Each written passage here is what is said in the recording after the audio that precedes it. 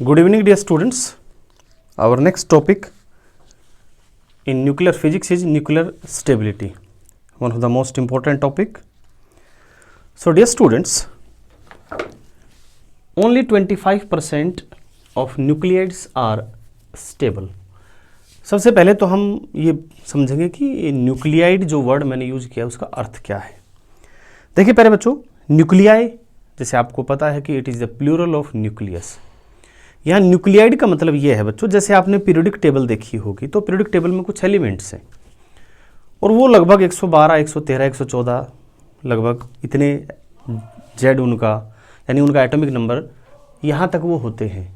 ठीक है, 112 I think, I am not sure about that. So those elements are characterized by their atomic number और we can say they are characterized by Z. In a same way there are also you can say nuclei which are characterized by A. okay, जैसे अगर हम बात करें hydrogen की, so hydrogen element की अगर हम बात करें तो सिर्फ एक होता है. हाइड्रोजन गैस जो बनती है वो आपने देखा होगा वो 2 H मॉलिक्यूल से बनती है. तो जब हम बोलते हैं हाइड्रोजन एलिमेंट तो वो एक होता है. लेकिन अगर हम हाइड्रोजन की बात करें इन टर्म्स ऑफ न्यूक्लियाइड्स तो देखिए एक हाइड्रोजन ये भी होता है, एक हाइड्रोजन ये भी होता है, एक हाइड्रोजन ये भी होता है, यानी हाइड्रोजन ही 3 तरह के हो गए. ऐसे हीलियम भी है.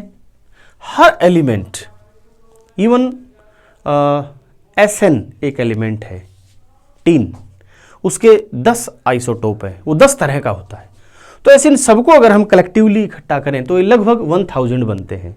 यानी 3 हाइड्रोजन हो गए, कुछ हीलियम, जितने भी हमारे एलिमेंट्स हैं उन सब के जितने भी टाइप्स हैं वो सारों को हमने कलेक्टिवली कहा nuclides. So nuclides is the species of A nucleus, आप ये कह सकते हैं. तो ऑलमोस्ट 1000 के करीब हमारे पास न्यूक्लियाइड्स होते हैं, उसमें ओनली 25% ही स्टेबल हैं, बाकी जो 75% वो अनस्टेबल है. हमारी अर्थ पे जो अनस्टेबल न्यूक्लियाइड्स हम देखते हैं लाइक यूरेनियम है, रेडियम है, थ्योरियम है, पोलोनियम है, ये हम इसलिए देख पाते हैं क्योंकि इनका जो लाइफ टाइम है, इनके जो एक प्रकार से हम रफ लैंग्वेज में बात करें तो हम सीधे से कह सकते हैं भाई इनकी जो आयु है वो हमारे सोलर सिस्टम की आयु से ज़्यादा है. इसलिए हमें आज भी वो हमारे अर्थ पे मिल जाते हैं, जिनको हम रेयर मिनरल्स कहते हैं, वो हमें मिल जाते हैं. बीइंग अनस्टेबल फिर भी वो हमें मिल जाते हैं. लेकिन सारे के सारे अनस्टेबल ऐसे नहीं हैं. कुछ अनस्टेबल ऐसे हैं जो डीके प्रोडक्ट हैं, कुछ अनस्टेबल न्यूक्लियाई के, यानी कुछ न्यूक्लियाई थे अनस्टेबल थे, वो मर गए, अब जो बच गया वो भी अनस्टेबल है, कुछ इस तरह के हैं. और कुछ जो वेरी शॉर्ट लिव्ड अनस्टेबल न्यूक्लियाइज होते हैं जो बहुत थोड़ी सी देर के लिए, जो उनका लाइफ टाइम फ्यू सेकेंड और portion of A part of A second, वो हमें मिलेंगे या तो स्टार्स में. क्योंकि स्टार्स में क्या होता है कि वहाँ एक तो टेम्परेचर बहुत ज़्यादा होता है और उसके साथ साथ जो डेंसिटी होती है मैटर की वो भी वहाँ बहुत ज़्यादा होती है.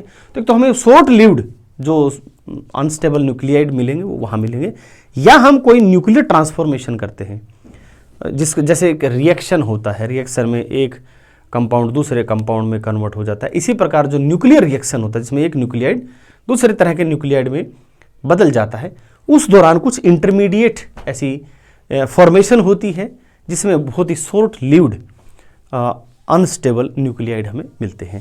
बाकी ओनली मैंने कहा जैसे 25% ही हमारे पास स्टेबल हैं. And Z from Z equal to 1 to Z equal to 82, इसी रेंज में हमारे स्टेबल न्यूक्लियाइड्स होते हैं. एंड डियर स्टूडेंट्स, जो लाइटर न्यूक्लियाई होते हैं उनमें हम क्या देखते हैं. लाइटर न्यूक्लियाई मीन्स मैंने यहाँ मेंशन किया है जिनका जो मास नंबर है या न्यूक्लियो नंबर है 20 से कम है. उसमें एक टेंडेंसी होती है न्यूक्लियॉन्स की कि उसमें जितने प्रोटॉन होंगे उतने ही न्यूट्रॉन होंगे. ठीक है, यानी उनकी जो संख्या है वो लगभग बराबर होगी. और लाइटर न्यूक्लियाई के लिए तो वो एक ही होगी. जैसे हमने यहाँ पे एक प्लॉट किया है, ये हमारा स्टेबिलिटी का ग्राफ है. एन और Z, N is neutron number, Z is atomic number. So ये जो रेड लाइन आप देख रहे हैं, this line shows n equals Z, यानी ये लाइन वो है जिस पर n इक्वल जेड है। तो लाइटर न्यूक्लियाई के लिए आप देखिए, यहाँ आप देख रहे हैं यहाँ तक ये येलो लाइन और रेड लाइन लगभग सेम है, एक ही है। इसका मतलब है लाइटर न्यूक्लियाइड के लिए आप देखेंगे कि जितने प्रोटॉन्स हैं उसमें उतने ही क्या है, न्यूट्रॉन्स हैं। लेकिन अगर हम हैवियर न्यूक्लियाई की तरफ चलते हैं, यानी हम जैसे जैसे मीडियम और हैवियर की तरफ जाते हैं, तो हम देखते हैं कि हमारा जो ये न्यूक्लियस की जो पोजीशन है वो इस लाइन से डेविएट हो जाती है इस तरफ, और इस तरफ डेविएट होने का मतलब यानी इस तरफ झुक गई है, न्यूट्रॉन वाले एक्सिस की तरफ झुक गई। इसका अर्थ है कि जो हैवियर न्यूक्लियाई है, जो मीडियम न्यूक्लियाई है, उनमें न्यूट्रॉन्स की संख्या ज़्यादा है और प्रोटॉन की संख्या कम है। हम समझेंगे इसमें कि इसका रीजन क्या है। और जिस आप इसमें देख रहे हैं कि जो मैंने इसको थोड़ा ब्रॉड किया है, this is sometimes known as value of stability, यानी यहाँ पर हमें स्टेबल न्यूक्लियाइड मिलेंगे। ओके, बाकी अगर आप इधर जाएंगे तो आपका जो न्यूक्लियाई है वो अनस्टेबल होगा, इस एक्सिस से इधर और इधर सारा अनस्टेबल होगा। सो इसके लिए एक एग्जाम्पल यहाँ पे दिया गया है, A equal to 2 system. A equal 2 system का मतलब देखिए बच्चों, इसमें A equal to 2 corresponds to 3 nucleides. One is which contains 2 proton, another is which contains 2 neutron, and the last option is one contains 1 proton and 1 neutron. तो हमारे पास 3 possibilities हैं A equals 2 system के लिए, यानी तीनों के लिए ही A क्या है, 2 है। तो पहले बच्चों ये दोनों अनस्टेबल है, ये आपको नहीं मिले। आप इसको बनाने की भी कोशिश करेंगे तो इन ए फ्रैक्शन ऑफ सेकंड ये डिके हो जाएंगे, ये दूसरी चीज में बदल जाएंगे। अनस्टेबल, हाईली अनस्टेबल है। ये स्टेबल है, इसको हम कहते हैं ड्यूट्रॉन। अब ये स्टेबल क्यों है? क्योंकि अगर आप ध्यान से देखो तो इसमें इसका जो न्यूट्रॉन नंबर है वो भी एक है और प्रोटॉन नंबर है वो भी एक है, और हमारा जो n/z है वो 1 यहां पर फॉलो हो रहा है। अब देखो इसमें और इसमें A की टर्म में कोई फर्क नहीं है, सिर्फ इन तीनों स्ट्रक्चर में अगर आप देखें, तीनों न्यूक्लियाइड्स में अगर आप देखें तो फर्क क्या है, सिर्फ n/z का। n/z इक्वल टू 1 वो सिर्फ यही ओबे कर रहा है। ठीक है, सो लाइटर न्यूक्लियाई के लिए ये 1 होता है, जैसे जैसे हम आगे बढ़ेंगे ये 1 से ज़्यादा होता जाएगा। और जो हैवीएस्ट न्यूक्लियाई है, हैवीएस्ट स्टेबल न्यूक्लियाई, उसके लिए ये 1.6 होता है।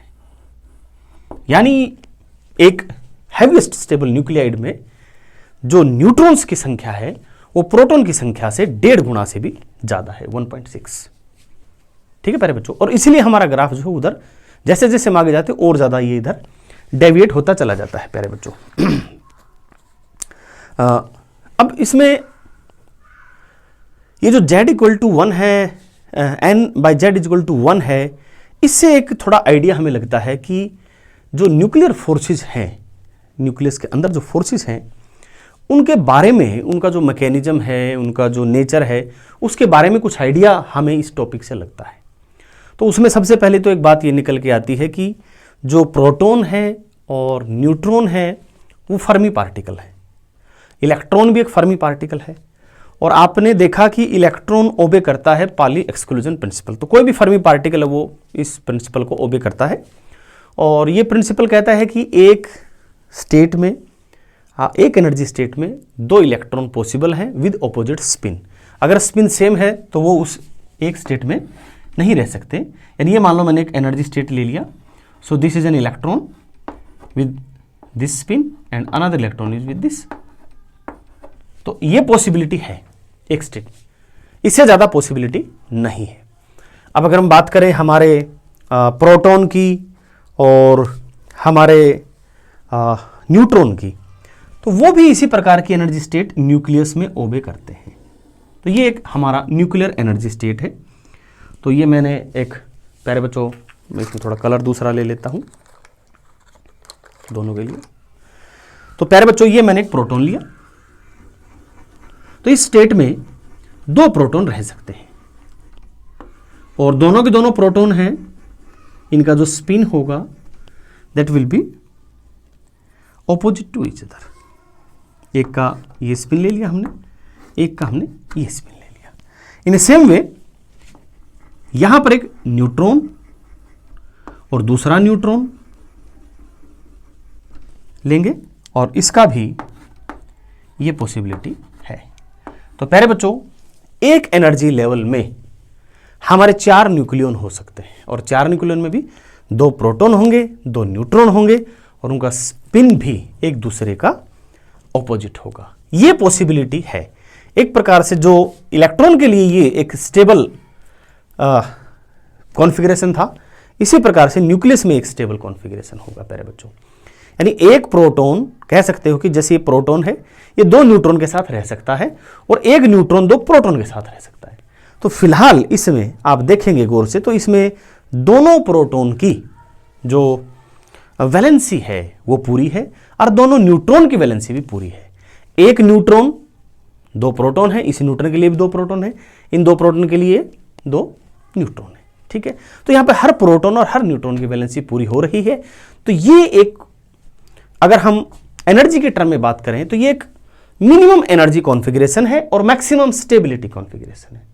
जैसे आप केमिस्ट्री में आप देखते हैं कि जो इनर्ट एलिमेंट होते हैं, इनर्ट गैस जो होती है वो बहुत ही लेस रिएक्टिव होती है, और जो स्टेबल कॉन्फ़िगरेशन होता है केमिस्ट्री में आप देखते हैं किसी भी, जैसे हीलियम है, नियोन है, आर्गन है, जो पीरियोडिक टेबल में सबसे लास्ट में होते हैं, वो इतने स्टेबल होते हैं, इतने स्टेबल होते हैं कि ना वो किसी से रिएक्ट करते और ना वो जल्दी से टूटते। ठीक है, ना वो किसी से इलेक्ट्रॉन देने में ज़्यादा इंटरेस्टेड होते और ना ही इलेक्ट्रॉन लेने में। तो ये इसका एक प्रकार का मिनिमम एनर्जी कॉन्फ़िगरेशन है और मैक्सिमम स्टेबिलिटी। और ये बच्चों क्लियरली एविडेंट है from the binding energy of 2He4। प्यारे बच्चों, ये जो है ये एक्चुअल में क्या है, ये 2He4 है। देखो कैसे, इसका प्रोटॉन नंबर कितना है या एटॉमिक नंबर कितना है, 2। मास नंबर कितना है, 1 2 3 4 4। तो 2He4 ये एक प्रकार का एक क्लस्टर है जो बहुत ही स्टेबल रहता है। इसको आगे जाके मैं रेडियो एक्टिविटी में पढ़ाऊंगा 3-4 लेक्चर के बाद। ये अल्फा पार्टिकल, ठीक है, तो बहुत ही स्टेबल है। कैसे पता लगा? अगर आप इसको तोड़ने की कोशिश करते हैं, आप इनको तोड़ने की कोशिश करते हैं, तो आपको 30 MeV 30 million electron volt, 30 mega electron volt energy आपको सप्लाई करनी पड़ेगी। जबकि बिल्कुल इसके नियरेस्ट हमारा एक कॉन्फ़िगरेशन है कि एक प्रोटॉन और एक न्यूट्रॉन का, ये हमारा जो जिसको हमने ड्यूट्रॉन का अभी ये रहा, इसको तोड़ना है तो आपको 2.2 MeV एनर्जी की जरूरत पड़ेगी।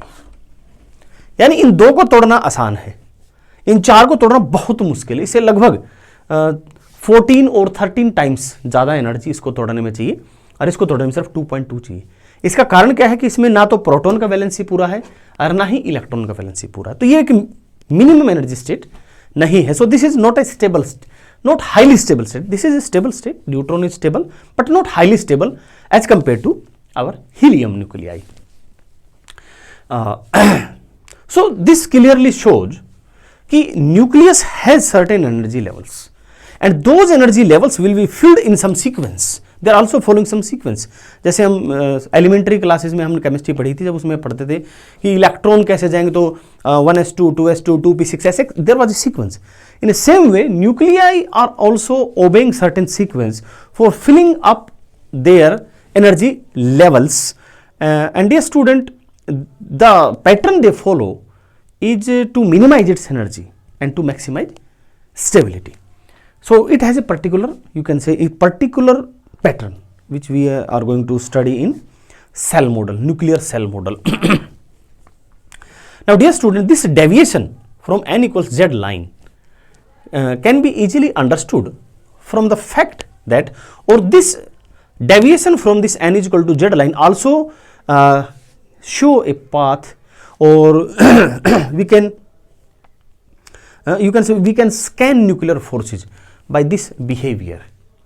Okay, we can sense nuclear force कि what will be the nature of the nuclear forces. So ध्यान से देखिए कि ये कितना इधर क्यों हुआ।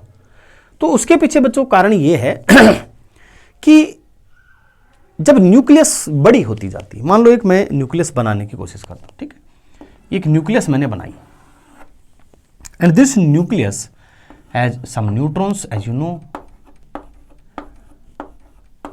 these are some neutrons, and also has some protons.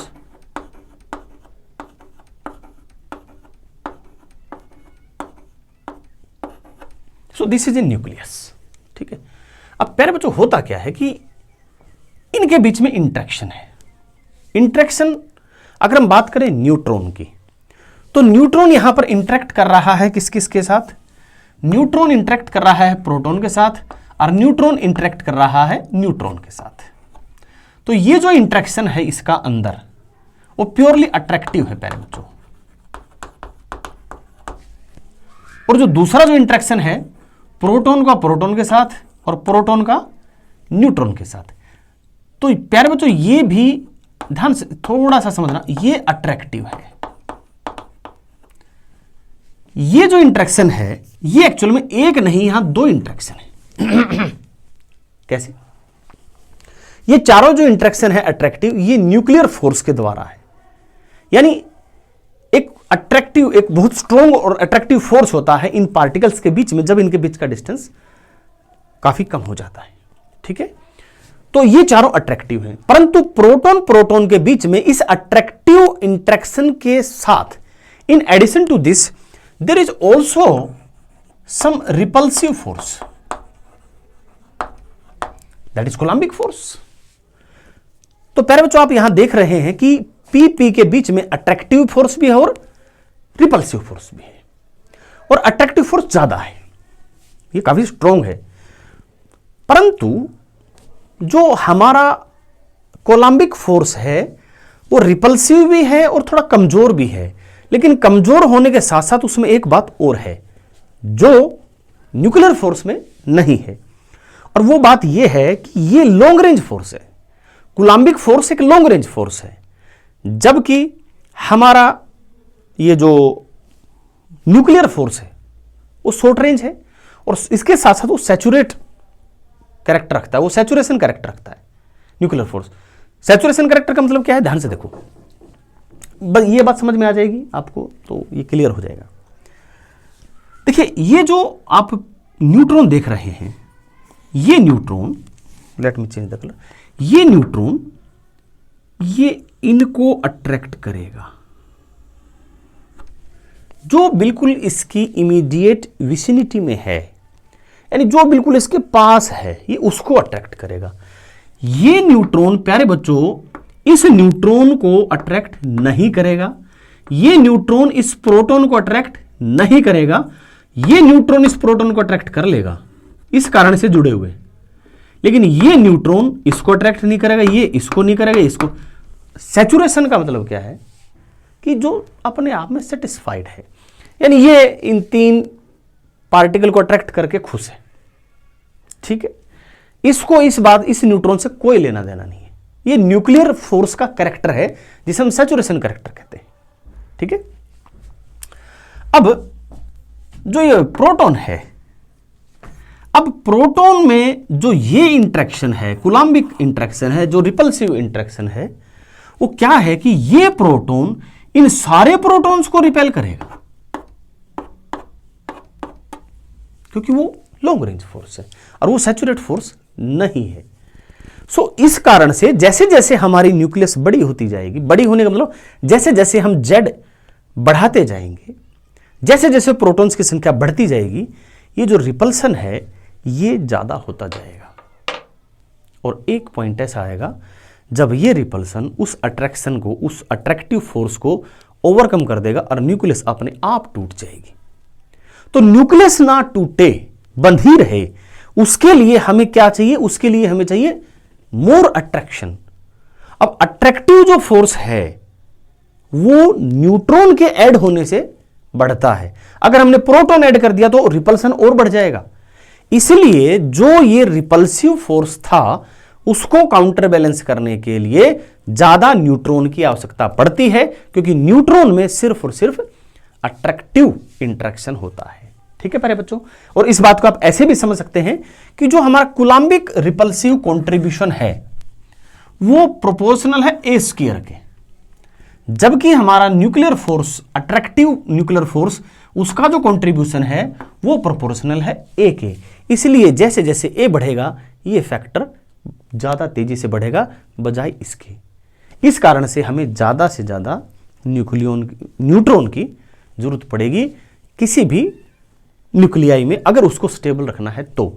इसलिए हमारे जो भी स्टेबल न्यूक्लियाई हैं हैवियर, उन सब में न्यूट्रॉन की संख्या प्रोटॉन की संख्या से ज़्यादा है। इसका एक एग्जाम्पल हम यहाँ ले सकते हैं, जैसे Z = 40 पर ये हमारे पास एक एलिमेंट है ZR जिसमें मास नंबर है 90। तो प्यारे बच्चों ZR 40 एंड दिस इज 90। अब इसमें अगर आप बात करें प्रोटॉन कितना है, तो प्रोटॉन है 40, न्यूट्रॉन कितना है 50, कितना ज़्यादा 10 ज़्यादा है। आप देखेंगे 4 एटॉमिक नंबर 40, आपको 10 एक्सेस न्यूट्रॉन चाहिए उस न्यूक्लियस को स्टेबल करने के लिए।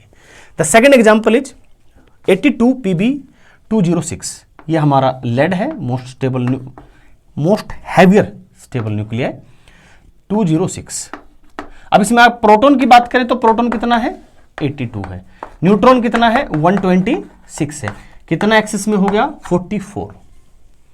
यानी जितने प्रोटॉन हैं उससे 44 न्यूट्रॉन ज्यादा हैं, तब वो न्यूक्लियाई स्टेबल है। ठीक है प्यारे बच्चों। So to overcome this repulsive character of Coulombic force we need more and more neutrons for stable nuclei. और फिर बच्चों एक पॉइंट ऐसा आता है, उसके बाद आप कितना ही न्यूट्रॉन बढ़ा लो फिर वो स्टेबिलिटी आपको नहीं मिलेगी। ठीक है, आप कितने ज़्यादा न्यूट्रॉन डालो वो स्टेबिलिटी, वो न्यूट्रॉन भी उसको नहीं रोक पाएगा। इसलिए जो न्यूक्लियाइड्स हैं वो लिमिटेड है, वो 1000 से ज़्यादा नहीं है, और उनमें भी स्टेबल आपने देखा स्टेबल जरा से 25% है। जी आगे देखते हैं। एक और इसमें एक खास बात देखिएगा कि जो ये हमने देखा था 2He4 वाली बात, न्यूट्रॉन प्रोटॉन का जो एक 4 का एक जोड़ा बनता है, मतलब एक गुच्छा बनता है, वो ज़्यादा स्टेबल है, और ऐसे स्टेबल गुच्छे ही न्यूक्लियस को रोक के रखते हैं। ये बच्चों एक और बात से हमें इसके बारे में मालूम पड़ता है, और वो क्या है कि अगर हमारे पास जितने भी अवेलेबल न्यूक्लियाइड्स हैं, आइसोटोप्स हैं, अगर हम उनकी ग्रुपिंग करें, हम उसकी ग्रुपिंग 3 कैटेगरीज में करते हैं। First is doubly even. Doubly even category में उसका न्यूट्रॉन नंबर भी इवन है और प्रोटॉन नंबर भी इवन है। ओड में या तो न्यूट्रॉन ओड है और प्रोटॉन इवन है, या प्रोटॉन ओड है न्यूट्रॉन इवन है, यानी एक चीज ओड है प्रोटॉन में और न्यूट्रॉन में।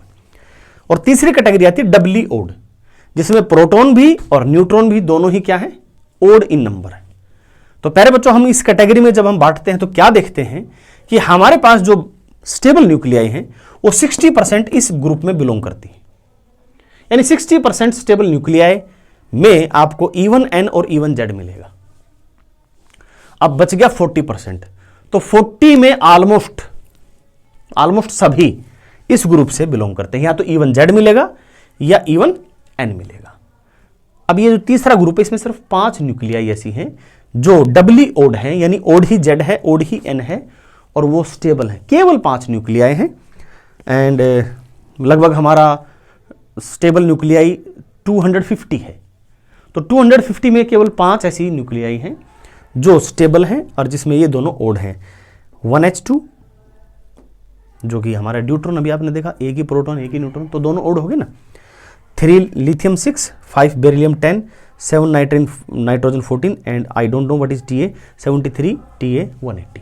ये सिर्फ 5 हैं जो स्टेबल हैं और ओड इसमें दोनों चीज़ें हैं, यानी इट इज डबली ओड। और प्यारे बच्चों इसमें हम एक और भी चीज़ देखते हैं OD1 के इसमें कि 8 ऑक्सीजन 16 जो है वो बहुत ज़्यादा स्टेबल है, जबकि 3 लिथियम 7 बहुत ही रेयर हमें देखने को मिलती है। और प्यारे बच्चों जो स्टेबिलिटी है, जितना ज़्यादा स्टेबल होगा कोई न्यूक्लियाइड उतने ही ज़्यादा उसके आइसोटोप होंगे, यानी आइसोटोप की संख्या भी हमें उसकी स्टेबिलिटी के बारे में आइडिया देती है।